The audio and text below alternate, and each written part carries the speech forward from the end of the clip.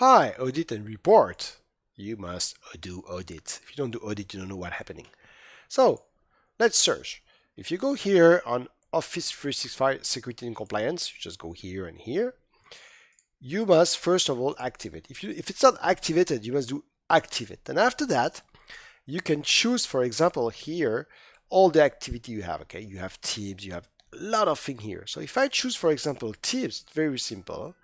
And after I do search here, you can see all the activities you have here in the result. Excuse me for the noise. I'm at Lille in north of France, and there is the police here who's coming.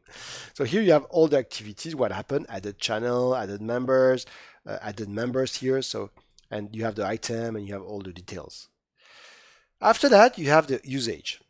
Here in report, in admin center, you can see all the usage that you're doing with Office 365. You can see email, OneDrive, SharePoint, Skype for Business.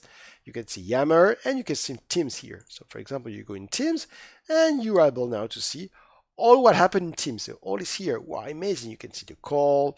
You can see everything here. So that's really very, very nice because you can have all the information and you can export this information, for example, and read it with your Excel or what you want here. So this is very nice also to be able to do a report. And after, if you go on Teams here, he's opening Excel, and now you can open the report with Excel. Wow. Thank you so much. This is very, very nice. See, all is here, and you have all the information about Excel here. So that's it. I hope that this very small training on Teams, you like it. It's just because we don't find a lot of training on Teams, the admin part. Thank you very much, and I hope to see you in my other training. It will be on SharePoint Online. Ciao, man. Bye-bye. Goodbye. Ciao, ciao.